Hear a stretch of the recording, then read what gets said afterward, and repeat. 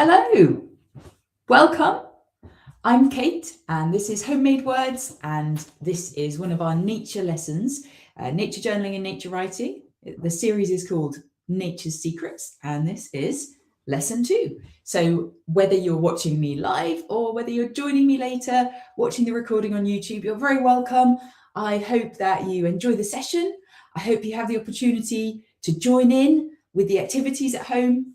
If you're watching live, you can type your comments into the comments box, share your thoughts that way. If you're watching later, watching the recording, you have a different advantage, which is that you can pause me whenever you like and take as long as you want to do all of the activities. Okay, so I'm going to put up our starter activities. I always share a screen at the beginning of the session just for a few minutes. So let me show that to you now. I'll start the timer going so that everybody knows when the session officially begins. Okay, so we'll do some hellos, and on the screen there, it's just showing you a couple of activities. So there's a picture, and I'm wondering if you can go back to what we did last week. We talked about I notice and I wonder, and it reminds me of. So have a look at that picture and see if you've got any responses for me. I'm also really curious, have you guys been using your nature journals this week? Or even if you haven't got a nature journal, what did you notice when you went outside? Tell me in the comments. There's also a link there if you want to sign up as a supporter. So I have some lovely people who pay about £5 a month to support me and help me keep creating these free lessons. So if you would like to join, you can scan that QR code there, or you can just go to the website, coffee.com/homemade words, and you can sign up as a supporter. And then in the yellow box, you can see some things that might be helpful if you want to join in with the activities today. And there's a link in the video description to get the printout for today's lesson as well. Okay, right, let's do some hellos. Let's see who is watching. Hello. I think, yes, we had one person who's been here for a really long time waiting for the lesson to start. So we have finally begun. I'm very glad that you are here. Another hi. Oh, I think this is Ed. It says, hello from Ed. Hello, Ed. Welcome. I'm very glad you're joining us today. Oh, right. So you've been starting a nature journal. That's amazing. Wonderful. Thank you for sharing that. Can you let me know, what did you observe? What did you sketch or write about? What is in your nature journal? Fallon is here. Hello, Fallon. Yes, I thought it was perhaps May. Hello, May. So May's been keeping a nature journal this week, so maybe you could let us know what's in it. Adrian is here. Hello, Adrian. Thank you for joining us. It's lovely to have you with us this morning. And Indy is here as well. Hello, Indy. Very glad that you could join us today. Okay, so as I was saying, let me know what you've been noticing in nature this week. Have a look at the picture and let me know in the comments, what do you wonder, or what do you notice, or what does it remind you of? And then if possible, if you've got something to write with, we're going to be working with a kind of fun sentence building activity today. I'm going to be using Post-it notes for mine. You could also just use some small pieces of paper. If you don't have that, you could jot it down on a whiteboard or a piece of scrap paper. That would work as well. And then if you've got something to observe from nature like we did last week, that will come in useful as well. If you don't have it, that's okay. I've got some things that you can look at on the screen. Okay, I haven't put the music on yet. We'll just have music for a couple of minutes until we get started. Where is it? There we go.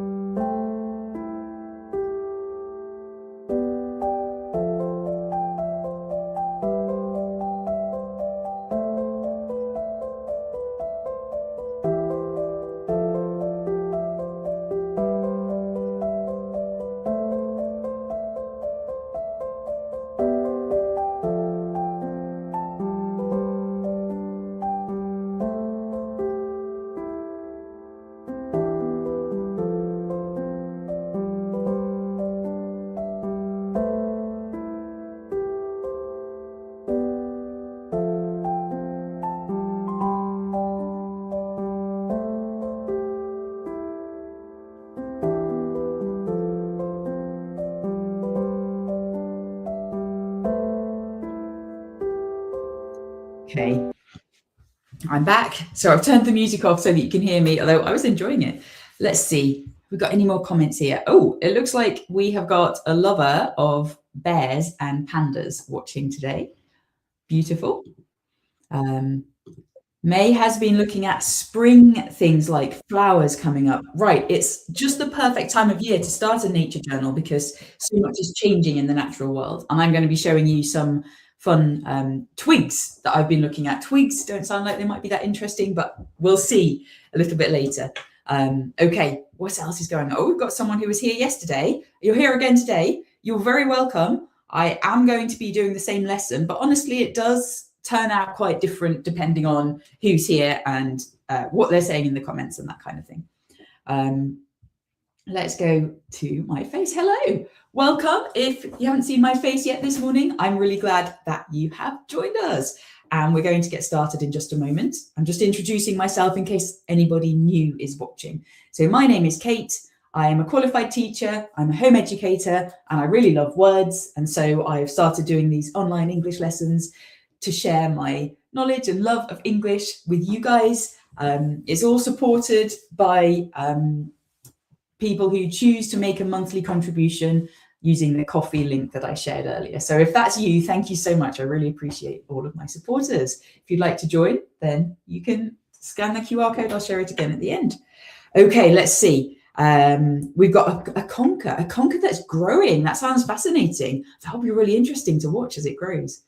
A pot of daffodils, perfect. An aquatic plant. Oh, I like it. It'll be interesting to observe. Roman is here, and it's Roman's first time joining us. Hello, Roman. Thank you for coming along. I hope you enjoy the lesson. If you have any questions, you can always put them in the comments for me. Okay, right. So today we are going to be doing some sentence building with Post-it notes. We're going to be learning about twigs. And we also have an activity to help you figure out what makes a good topic to write about and how can you decide what you're going to write. Let's get started by taking a look at a book. So I'm going to read you a couple of sentences from this one. This is Diary of a Young Naturalist, and it's by Dara McAnulty. And when he wrote this, he was a teenager. He's autistic. He was an autistic teenager, and he kept a nature diary. And it was so interesting that he turned it into a book, and it was really popular. Lots of people love his writing. So it's all about his connection to the natural world and his worries about what's happening and how the world is changing. It's a beautiful book. I'm going to read you a couple of sentences from near the beginning. And then you can let me know what you think of them. Oh, Enzo is here. Hello, Enzo. Okay, here we go. The arrival of March is a time of emerging colour and warmth, but standing in my garden today is like being encased in a snow globe. The icy flakes bite and snatch away the brightness of yesterday. Okay, I'll put that up on the screen so you can see it as well. And I want to know, what do you like about those sentences? There are some things I like about them, but I want to know, what do you like about those sentences? I think it's the beginning of March now, and in the UK where I am, and where this writer is as well, excuse me. Oh, sorry, I needed to sneeze. Do you ever get that? You need to sneeze and then it doesn't happen. So as March is coming in, we're starting to see all kinds of changes outside. Everything's been quite brown, maybe a bit of green over the winter, but now we're starting to see buds opening up and little flowers coming out. So absolutely, I agree that the arrival of March is a time of emerging colour. But I really like the figurative language that the writer has used in these two sentences. I love the idea that standing in his garden is like being encased in a snow globe.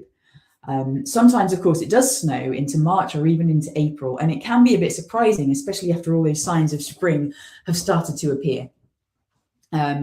We've had some warm weather in the UK the last few days, but who's to say whether it's going to get cold again? I don't know, it might. So I really like this. I love the detail that is included here. Someone's saying yes, yes, they're using detail. There's a lot of detail to describe what the snow is like. Have a look at this first bit here. Standing in my garden today is like being encased in a snow globe.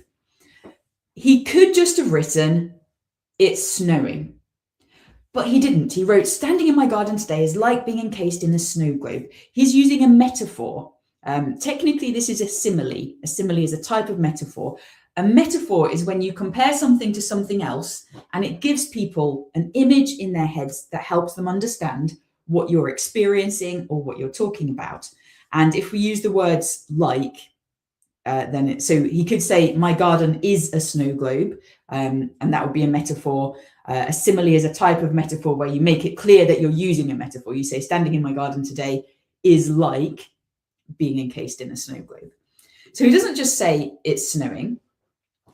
He says it's like we're inside the snow globe. And to me, that really, it gives me a great visual. I can imagine just being there and having all the snowflakes swirling around me. I can imagine being inside his garden like that. So I love that metaphor that's used there. And then also in the next sentence, there's some more figurative language here. The icy flakes bite and snatch away the brightness of yesterday. So it's another metaphor because snowflakes don't really bite us, but I think what he's saying is that when the snowflakes land on your skin, you get just a little cold moment and it almost feels like a bite. So this language is appealing to our senses. It's not just what we can see, it's what we can feel as well. And it helps us to imagine what it was really like for him that day, standing in his garden.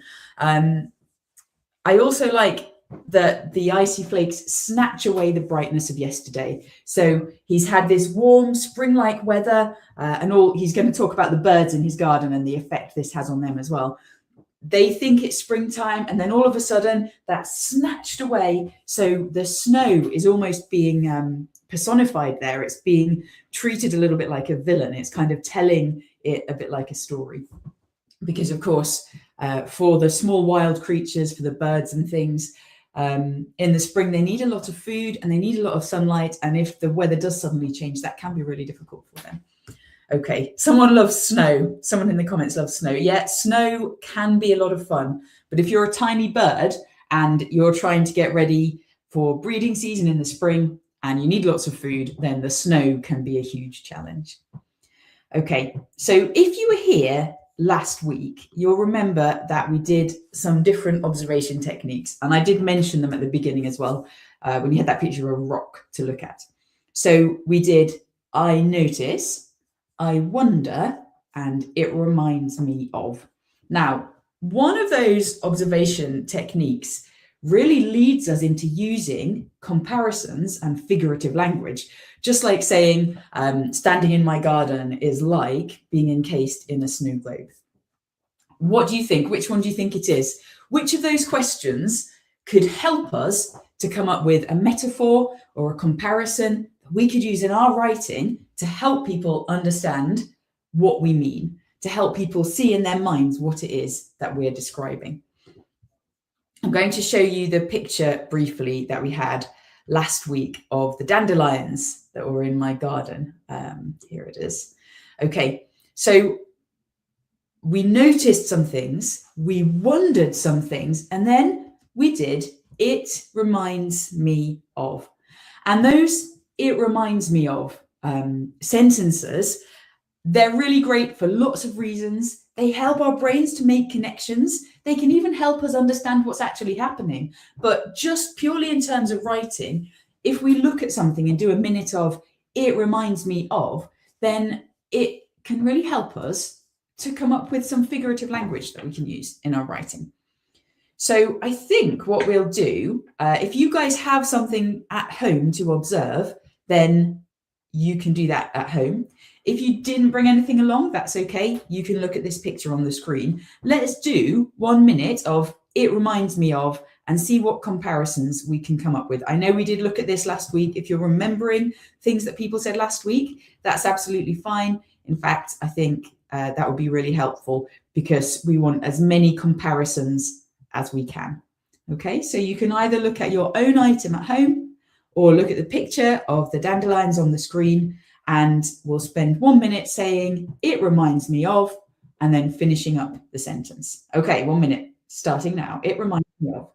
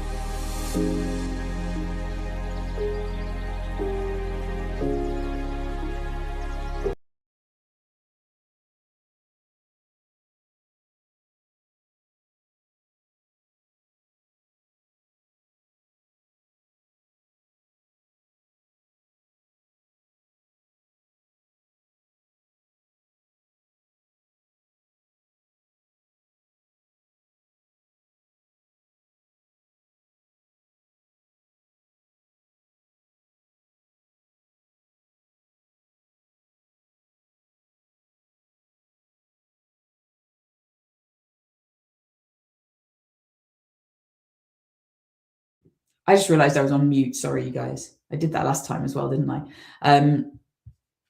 So hello, Freya and Arlo. Hello again. Sorry, I was on mute. All right, so we're looking at the dandelions and what they remind us of. Okay. So here are some comparisons that I came up with. I thought that the fluffy dandelion heads, these bits here, the seed heads, actually reminded me of feathers, and it was like a little chick. So I've come up with a metaphor. The dandelion's downy feathers fluff out like a tiny chick's.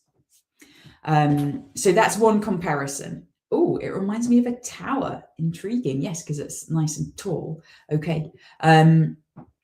Or last week, someone was saying that the leaves of the dandelion reminded them of lettuce or of salad.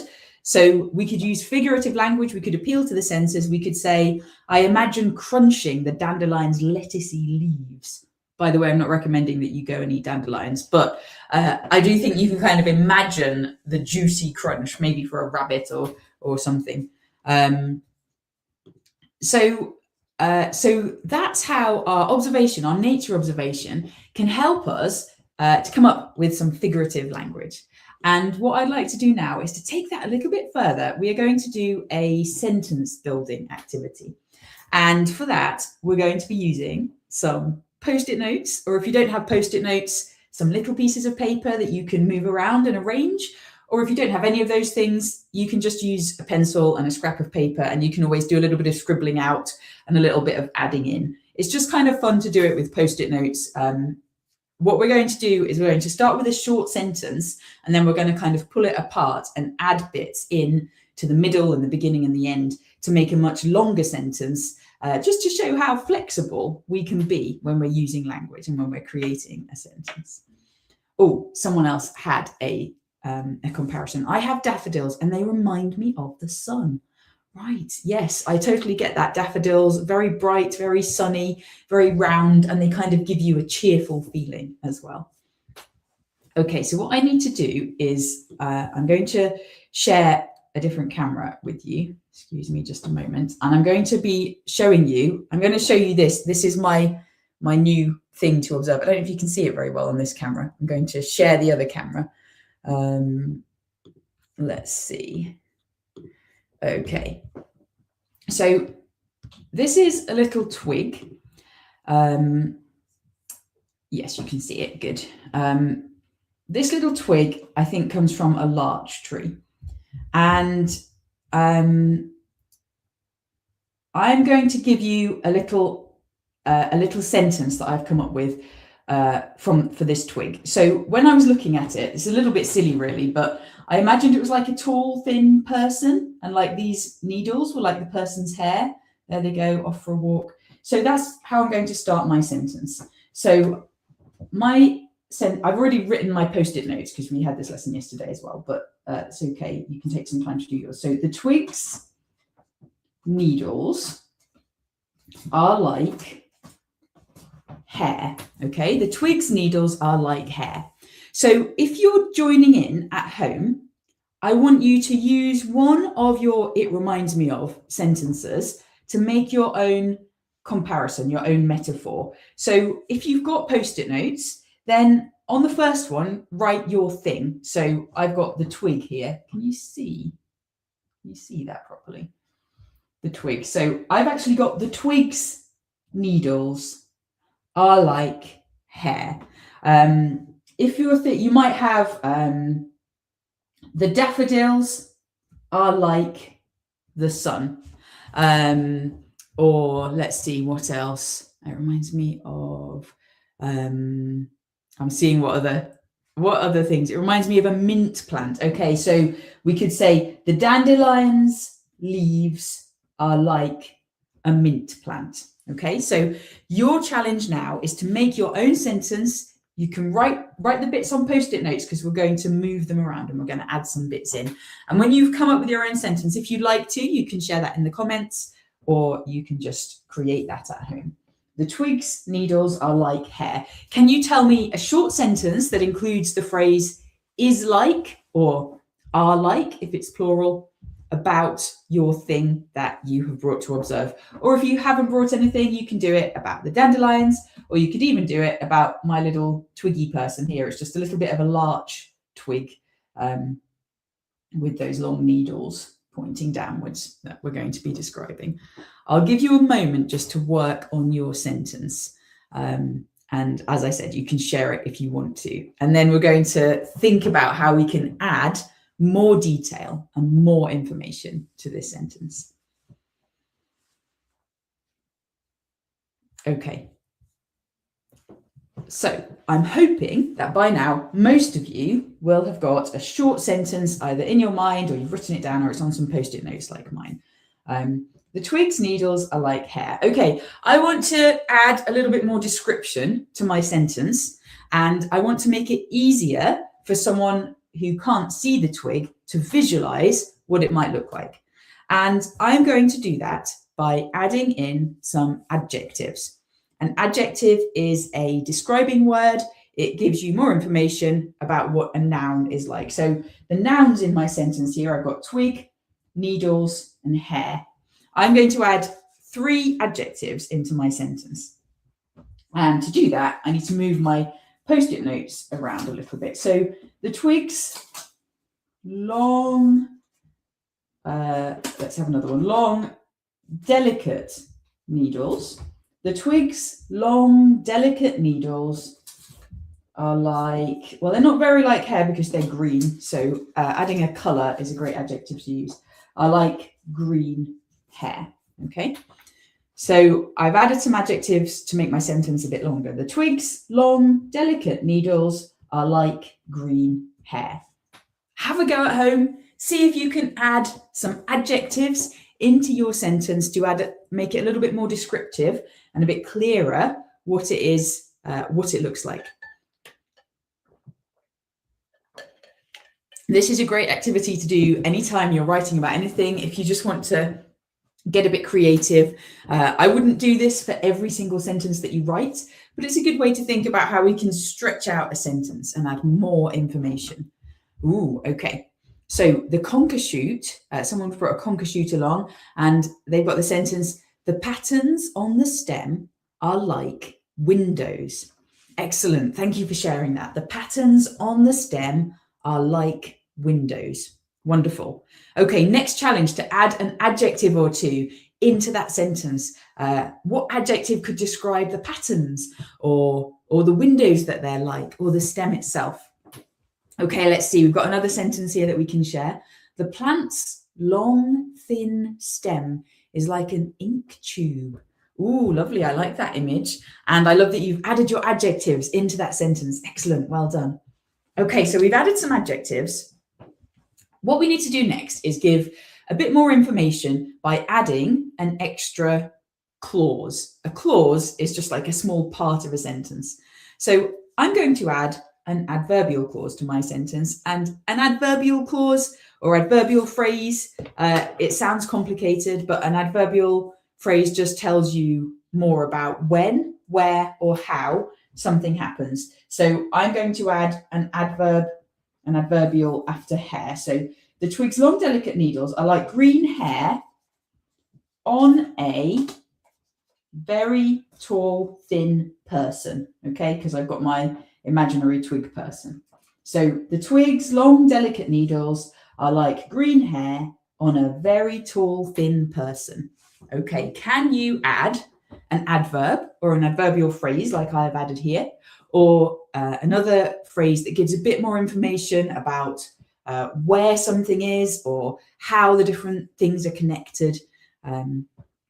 Okay, let's have a look. We've got another sentence shared here. Wonderful. The daffodil's yellow petals are like the sun.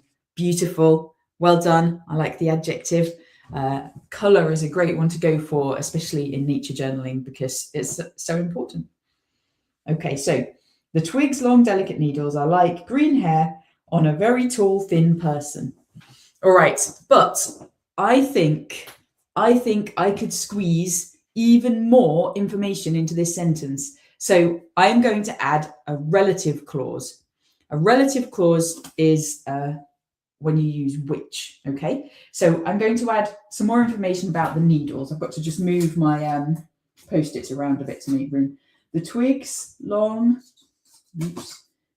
delicate needles, which all point downwards, okay? Because I think it's interesting that they're all pointing towards the ground in the same direction. They're not scattered all over the place. The twig's long, delicate needles, which all point downwards, are like green hair on a very tall, thin person.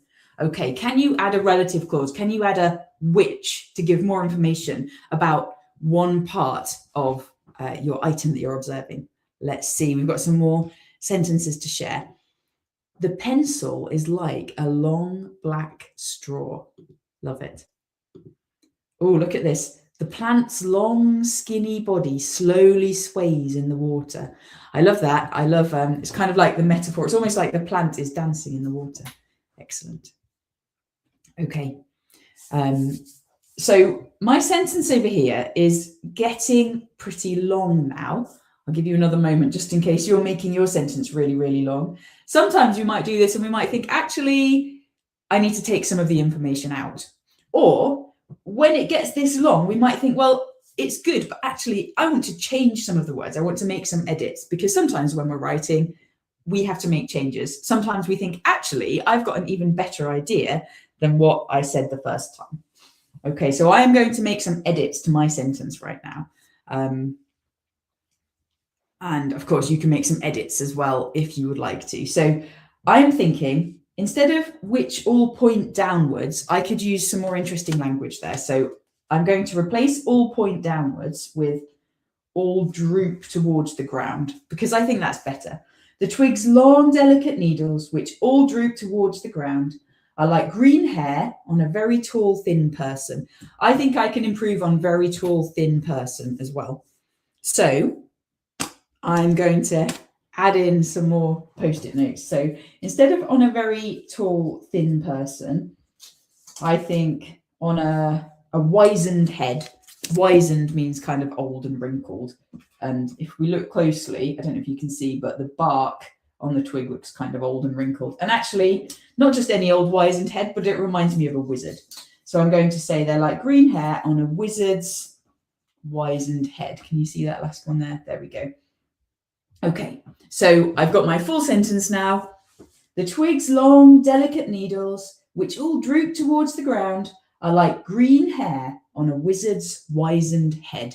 And there's my fun, slightly silly, but fun metaphor. There's my sentence. Okay, right, so let's see, what have we got to share? Roman has a sentence for us. The daffodil's yellow large petals are the sun on a summer's day. Oh, I love that. I love how you've added on a summer's day. What else have we got? The pencil is like a long black straw, which is tall and skinny. Excellent, adding in more detail there. What's May saying? The blood red rose drifts in the air, dancing along with the fragile stem, depending on the fibres that bind us all together. Wow, beautiful writing there. Excellent, well done. What else have we got? The plant's long, skinny body, which is up straight, slowly sways in the water, all clumped up. I love that at the end, all clumped up. That's a great visual image that I get from that language. Okay, well done, you guys. I'll give you another moment or two in case you want to add any more to your sentence. And then we can do a little bit more sharing. I'm just putting my other camera back on for you as well, so you can see the rest of my slides. Okay, so I feel that in writing these sentences, we were very much zooming in. And sometimes zooming in and doing that close focus, like we did last week as well, can really help us to see and notice new things. Sometimes we need to zoom out and look at the bigger picture. But sometimes, especially with nature writing, sometimes it can be really helpful to zoom right in. And I'm going to show you what I have been zooming in on this week, and actually last week as well. But first of all, yes, I thought we might have some more sentences. The rock's rough surface is like flecks of shimmering glass in the sunshine. Oh, beautiful. The patterns on the stem are like tiny windows in the shard, which glisten in the morning sun. Beautiful.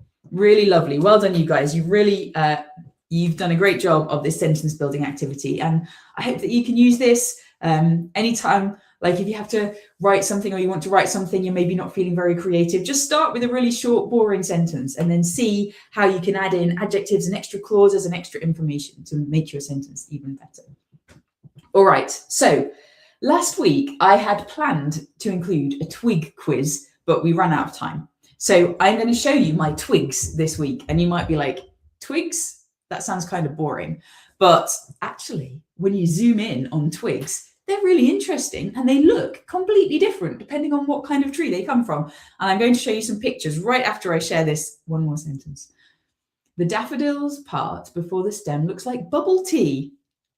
I like that. I'll have to look back. I'll have to notice next time I'm looking at a daffodil, I'm going to try to notice the bubble tea aspect of it. Okay, let me show you now a photo that I took. It's just one that I took with my phone of an oak twig. Take a look at this. So you can see on this twig here, right at the end, you can see this beautiful bud.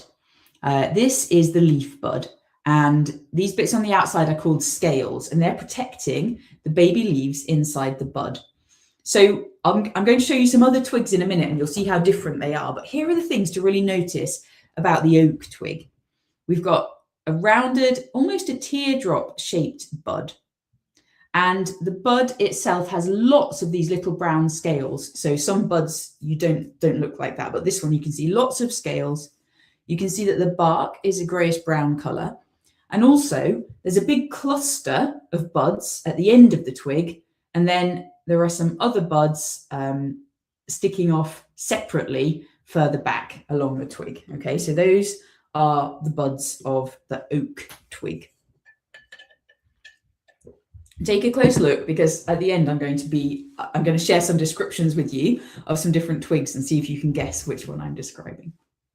Okay, let's move on to the next one. Oh yeah, this is also on an oak twig. These are called oak galls, and they're little kind of like hard woody growths, and these are caused by a kind of wasp called the oak gall wasp. Sometimes they're known as oak apples as well, someone was sharing yesterday. And what happens is the oak gall wasp lays eggs on the twig or in the bud, and then the larvae, the baby wasps, hatch out and they release a chemical that causes the oak tree to form these spherical growths. And they protect the baby wasps and they provide them with food. They don't do any harm to the tree. And this is something, if you see this on a twig, you're probably looking at an oak tree. And what I think is really interesting about these oak galls is that for thousands of years, they were used to make ink because they're very high in tannins, which tannin is the dark brown stuff that you get in tea and coffee. And if you want to create ink or paint or something, you need something that's got a very dark color so that it can stain the paper. So people used to grind them up and make ink from them right up until the 20th century. Not so common these days. We have other ways of making ink these days. So that's something you'll also find on an oak tree. Okay, we're going to move on and look at a beech twig, a twig on a beech tree. Don't you think this one just looks completely different from the oak tree? Like if you were standing on the other side of the park, the twigs would just look like twigs. You wouldn't really be able to see the buds. But when you zoom in and look closely, you can see how completely different the two twigs look. So the beech twig has this long pointy bud. Someone was telling me the other day, it looks like a spear, looks like a spearhead. It's angled away from the twig and it has this crisscrossing pattern of scales on it. And the buds, rather than having two in the same place, there's one here. There isn't actually one there, but there could be. And they kind of take turns being on opposite sides of the twig. And then the twig itself has this reddish brown, quite shiny bark. So the beech twig looks very different from the oak twig. All right, let's take a look at the next one. Isn't this one cool? This is a hazel tree. And already, even though it's March, and actually I took this photo about a week and a half ago, so it was February still, we've already got the catkins, which are the male flowers. So these long dangly things are called catkins. Someone again was saying yesterday, they look like caterpillars. I don't know. What do you think? What's your visual image for this? They're made up of lots of teeny flowers. Those are the male flowers. And a hazel tree has male and female flowers on the same tree. The female flower is this tiny thing over here. They're really small. And they've got these teeny red hairs peeping out at the end. So very distinctive. And you'll notice as well on the hazel, the catkins can hang in bundles of 1 to 4. And they come in pairs. Do you see how there's a little shoot on either side of the twig and the catkins are dangling down on both sides there. Yeah, it looks like unripe corn. Someone made the same comparison yesterday. It looks like corn or corn on the cob. Yes. So that's a hazel tree and it will grow hazelnuts on it in the autumn, but that's what it looks like at this time of year. I just have 2 more to show you. This one is alder, and at first glance, it looks very like hazel, but if you look closely, you'll see it's actually got some quite distinctive features. It's quite different. Look at those curly twigs. Someone said yesterday it was like a witch's hand grabbing something. So we've still got catkins, but these ones have lots of black speckles all over them. And then instead of those hairy flowers, can you see what these are? They're teeny tiny cones, like mini pine cones. And then there are also these purplish buds on the twig as well. And the young twigs can be quite sticky. Oh, apparently I'm lagging. Okay, let me check as I'm not sure. I don't know if I'm lagging for everybody. Hopefully it will catch up. They look like willow. Okay, yes. Yeah, willow trees have those long dangling leaves, don't they? I haven't taken a zoom in on a willow tree. I'll have to look out for one. There weren't any in my park when I was taking these photos. But I think that's very interesting. Okay. All right. I'm sorry if there is a lag. I'm not sure if there's anything I can do about it. Hopefully the internet will catch up with itself in a minute. Okay, one more bud to show you, and then I think I'm going to skip straight to the twig quiz so we don't miss it. This is an ash tree. Look at that. Look at those velvety black buds. Look how there's one huge one at the end here, and then there's a pair of buds behind it, one sticking off on that side, one sticking off on this side. The twig is growing upwards, and it's got kind of grayish brown bark. I think it looks like charcoal or like velvet, the black color of the bud. I actually think it looks a little bit like a hoof. If you look at this big bud at the end, it looks like a sheep's foot or something like that. That's what it reminds me of. Okay, so that is the ash twig. So we've had a look at the different twigs. Yeah, I'm going to do it. I'm going to skip to the twig quiz. I wasn't going to do this until the end, but yesterday I forgot to do it. So I don't want to forget again. So let's do it now. Okay, so the way that the twig quiz is going to work is I am going to give you a description and I want you to see if you can tell which twig I am describing. Now, it's quite difficult to do it from memory. So I will just read out the descriptions for you, and then I'm going to show you small pictures of all the twigs and read out the descriptions again to help you out, just to make sure. So there is a space on the printout, if you've got it, for you to write the answers. Okay, which twig am I describing? Number 1, this twig has brown teardrop-shaped buds covered in lots of crisscrossing scales. That's number 1. If you have an idea, you can write it down on your sheet, or you can tell me in the comments what you think it is. I will show you the pictures again in a moment, because I know it's hard to do this all from memory. Number 2, the long drooping catkins hang from opposite pairs of shoots along the twig. If you look really closely, you'll notice the tiny red-haired flowers. Okay, that's number 2. The long drooping catkins hang from opposite pairs of shoots along the twig. If you look really closely, you'll notice the tiny red-haired flowers. See if you can fill that one in. Okay, number 3. The large velvety black bud at the end of this twig reminds me of a hoof.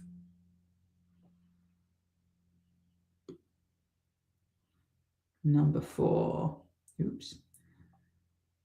Curly shoots hold last year's little cones as well as this year's clusters of long catkins. And again, I'm going to show you the pictures again in a minute to help you, because it's hard to remember all of this, but I'll be very impressed if you do. Some people are putting their suggestions in the comments and some of you have got them right. I'm very excited. Number 5, long pointy buds are angled away from this reddish brown twig. Okay.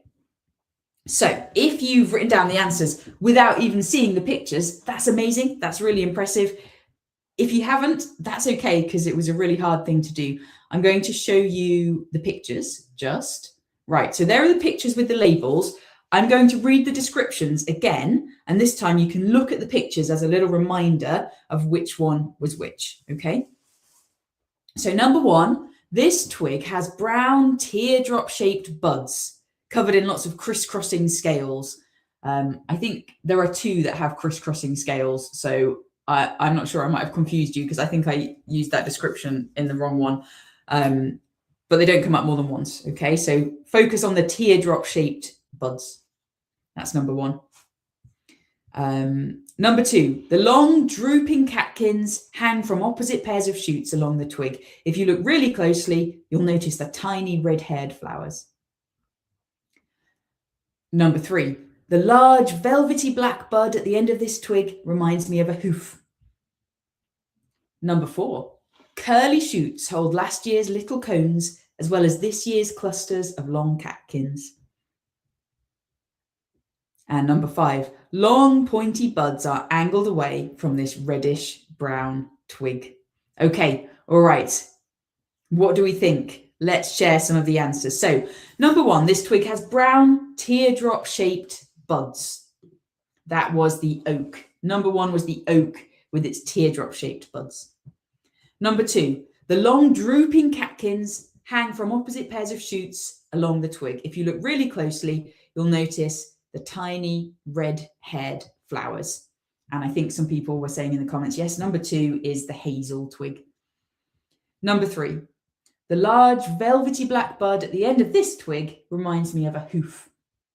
So number 3, of course, is ash with its charcoal black buds. Number 4, curly shoots hold last year's little cones as well as this year's clusters of long catkins. That's the alder tree, number 4. And then number 5, long pointy buds are angled away from this reddish brown twig. That's number 5, that's the beech tree. Oak, hazel, ash, alder, beech. Oh, well done. Yes, I'm just looking in the comments now. You guys did really well with that. You had lots of excellent answers. Good job. Well done. And if you got most of them right, well done. And even if you didn't get any of them right, don't worry about it. You are still zooming in and looking, and you're practicing your observation skills.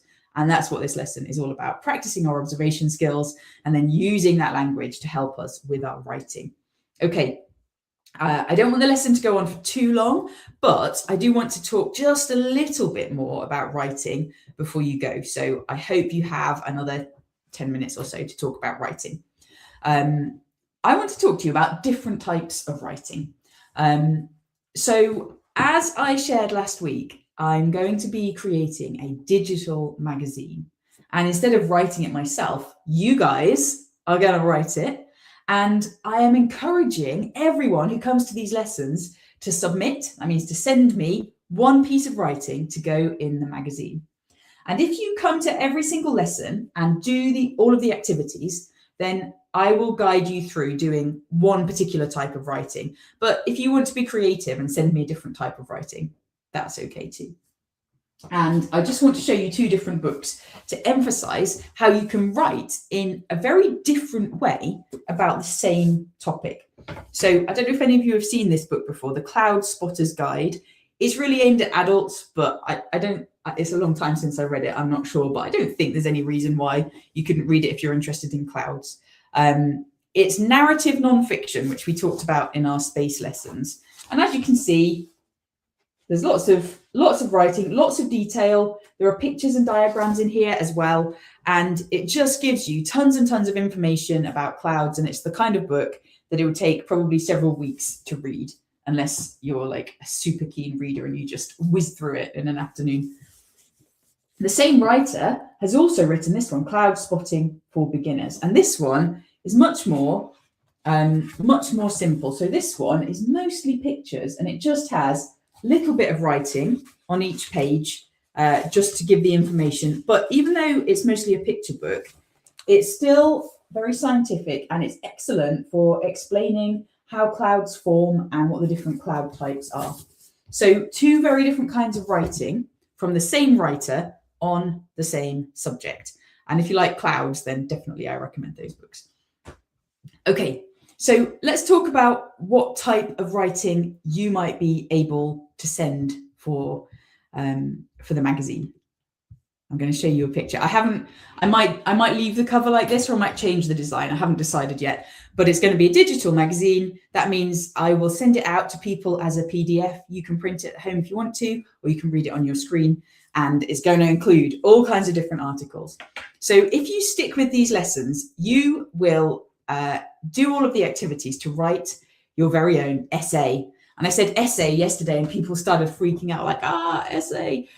I don't mean an essay like you would write at school.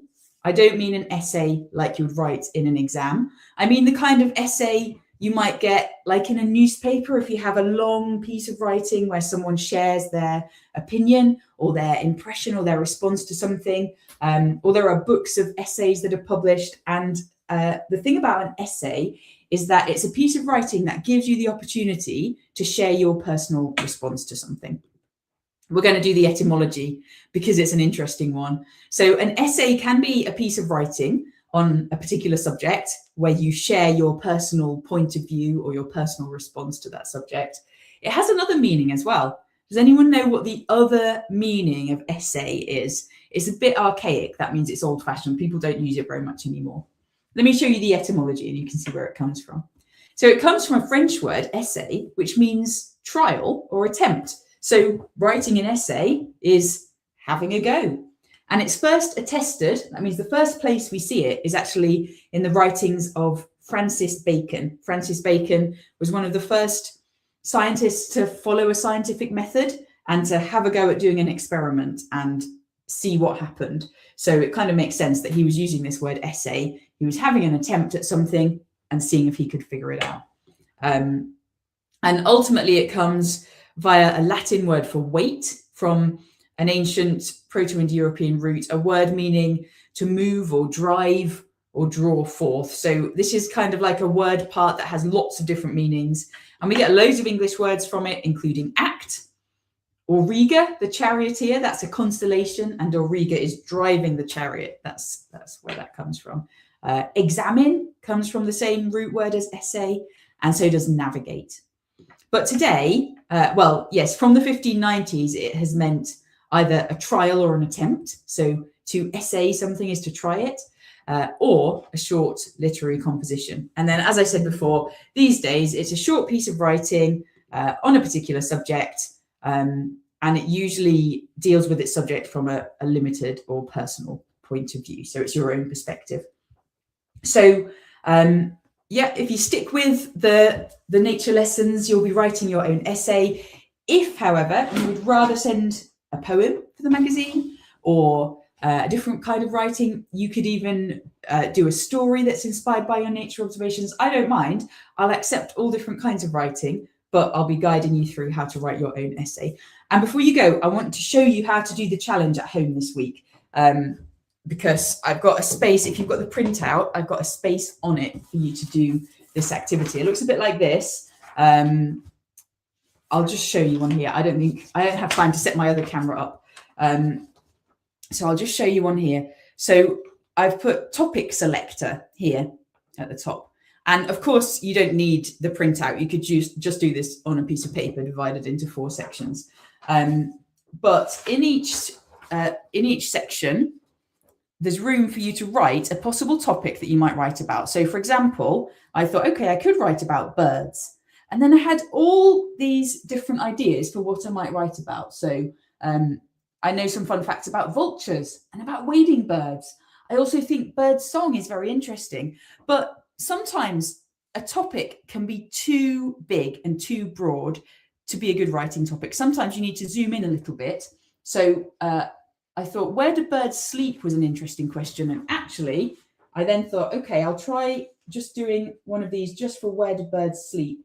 And I think there would be enough information for me to write my essay just about where birds sleep.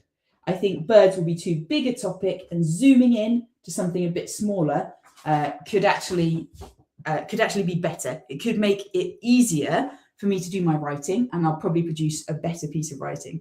So sometimes you do need to zoom out and get bigger. Like if you're thinking of writing about something really specific, you might actually need to zoom out a bit. So for example, if I was thinking of writing about snails' shells, but I didn't know enough information about snails' shells, maybe I could zoom out a bit and write about snails. On the other hand, if I had loads of information and loads of observations about snail shells, maybe snails will be too big a topic and I need to zoom right in and focus just on the shells. There are 3 questions, and did I put them on? Yes, I put them at the bottom here. There are 3 questions that you can ask to figure out whether something is going to be a good topic for you to write about. So first of all, do you have something to say? Do you have something to say about it? If you don't, it's probably not a very good topic. But if you have noticed something, or if you know a cool story, or if you have some cool facts, then it's a good sign, right? So basically, if you're kind of like writing it in the middle and you're struggling to write anything around the outside, you probably don't have anything to say. Whereas, oh look, I did twigs here. If you write it in the middle and you're like, yes, I could write about twigs. I could write about how they're easy to see in winter and to find the IDs. I could write about the texture of the bark, the color of the bark. Oh yeah, I could write about how I feel that twigs are full of potential because they look bare, but the leaves are going to come from them. So that means I have something to say about twigs. You can tell I've been excited about twigs this week. So it's possibly a good writing topic. Next question is a bit of a similar one. Do you find it interesting? You don't want to be writing about something that you find boring, because that will come across in your tone, and also you'll hate doing it. Writing should be fun. It should be something that you've chosen and that you find interesting, because that's why we do it. We want to do it for fun and to share something we're excited about and something that we find interesting. And then the third question on there is, does it feel like an exciting challenge? So we don't want it to be too hard. Again, that's a bit like not having anything to say, but we don't want it to feel like, oh my goodness, this topic would take me weeks and weeks to write about. I would have to read 6 books just to write it. We're doing a shorter term piece of writing than that, okay? So we don't want it to be too difficult, but also we don't want it to be too easy. If you feel like you could completely finish it in like 20 minutes and be totally done, then it may be that that's too easy for you. If it's something that you already know everything about, well, you might find it more interesting to choose something where you do have a few questions and you need to do some observations or some research to answer them. I will say how challenging it is really depends on you. Some people love writing, and so the writing itself isn't much of a challenge. In that case, you might want to pick a more challenging topic. If writing in itself is a big challenge for you, then you should pick an easier topic and one that you know you're going to be able to write about. Okay, right. Some of you guys have to go. I understand it's actually the end of the session anyway. So let me just share. These are the challenges at home this week. So the main one is the first one is to use this choosing a topic activity. See if you can narrow down your choices and decide what you would like to write about for the magazine, or just for fun for yourself. Another challenge is to use the sentence building activity we did with the post-it notes to write a few sentences about one or more possible writing topics. If you come up with some sentences that can help you decide what you want to write about, you can write about the one you enjoy most. And actually on the sheet, there is space to include a sentence about each one if you'd like to, you don't have to. And then finally, keep using your nature journal and making observations. And you could just use your nature journal and use some post-it notes to stick like a kind of bookmark to mark the pages for topics where you think you might like to write about that thing. Okay, all right. We are done. If you enjoyed the lesson, I hope you can come back next week. Same time, same place. I will see you there. I hope you can come on Thursday, that's tomorrow, to my book club. We are talking about chapters 6 to 11 of The Secret Garden. If you didn't come last week, that's all right. Don't worry. Just read some of the book and come along and join us, 1:30 tomorrow. You can sign up to support me on Ko-fi. As I mentioned at the beginning, I really appreciate all the people who support me monthly. That's how these lessons can happen, that you guys pay £5 a month to support me. So if you'd like to sign up, there's the link. Do some writing for the magazine, and we'll work on that together over the next few weeks. And finally, please tell a friend if you're enjoying these lessons. The more people who know about them, the better. And I love it when you guys tell your friends and encourage them to come and watch the recording or come along to the next live session. Okay, right. I've got lots of goodbyes and lots of thank yous. Thank you for your lovely comments. Thank you for coming. Thank you for joining us. Oh, right. Question about the book club. I finally have the book. Do I read to chapter 6? Okay, it's totally up to you. So you could just read up to chapter 6 and watch the recording for the book club that we did last week, talking about the first few chapters. You could read all the way up to chapter 11 and then join the live tomorrow.